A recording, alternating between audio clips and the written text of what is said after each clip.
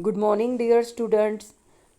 We are going to chapter number 18, Bilasya Vani Na Kadapi Me Shruta. The following story has been taken from the collection of stories called Pancharatra, which is the unique work in Sanskrit literature and is known all over the world. The creator of Pancharatra is Vishnu Sharma.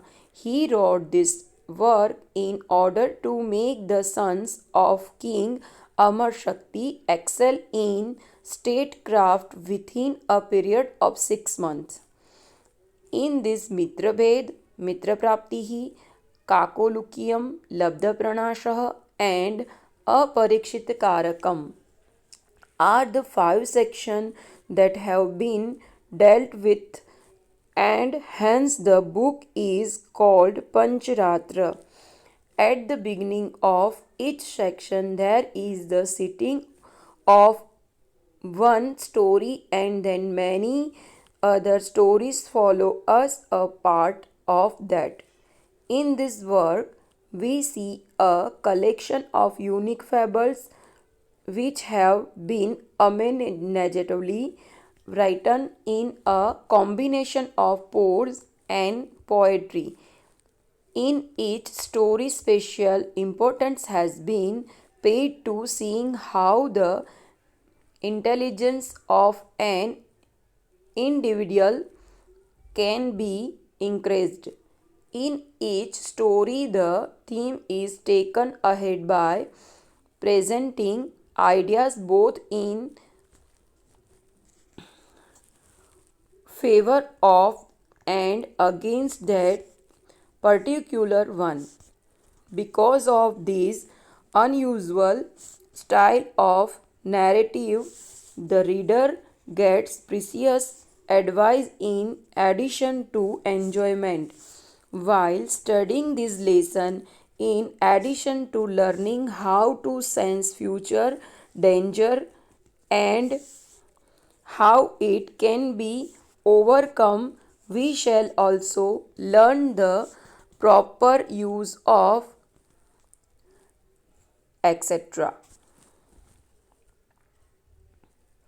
यहाँ पर आपको सबसे पहले introduction बताना चाहूँगी। Introduction में आप देखो यहाँ पर जो इस स्टोरी के जो रचयिता है उनका नाम है विष्णु शर्मा। संस्कृत भाषा में नीति कथाओं में पंचतंत्र का स्थान सबसे प्रथम दिया गया है। इस ग्रंथ के रचयिता पंडित विष्णु शर्मा है। कहने के लिए तो सब ये कहते हैं कि इस ग्रंथ की पूरी रचना जब हुई तब वो 80 साल के थे। पंचतंत्र को 5 विभाग में बांटा गया है। सबसे पहला है मित्र भेद, यानी कि मित्रों के बीच का भेद। मित्र लाभ, यानी कि मित्रों से मिलने वाले लाभ। काकोलुकियम, यानी कि कौवा और घुवड़ जो था उन दोनों की कथाएं। लब्ध प्रणाश, यानी मृत्यु जब अपने सामने आ जाती है तब हमें क्या करना चाहिए और उससे कैसे बचना चाहिए, वो सारी युक्ति प्रयुक्तियाँ इसमें दी गई है। और अपरीक्षित कारक, यानी अपरिचितों से कैसे सावधान रहना चाहिए, ये सारी युक्ति प्रयुक्तियाँ इसमें दी गई है।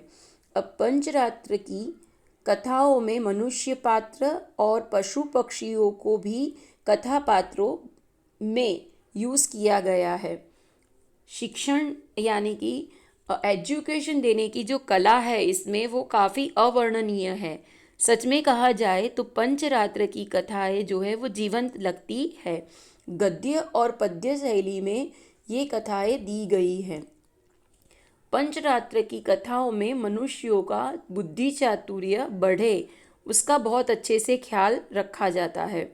इस ग्रंथ की विशेषता यह है कि हर एक तंत्र के आरंभ में एक कथा कही गई है और उसमें और एक दूसरी कथा भी उसके अंदर ऐड की गई है और दूसरी अनेक कथाएं भी इसमें अंदर ही अंदर आती जाती है। जैसे कि एक पार्ट के अंदर दूसरा पार्ट, दूसरे पार्ट के अंदर तीसरा पार्ट, ऐसे करके बहुत सारी कथाएं इसके अंदर आती है। प्रस्तुत कथा में सिंह और फॉक्स यानी कि लायन एंड फॉक्स की जो स्टोरी है वो दी गई है। और जब आपत्ति यानी कि मुश्किलें जब आती है तब उसमें से बचने का उपाय कैसे किया जाए यह इस स्टोरी में बताया गया है।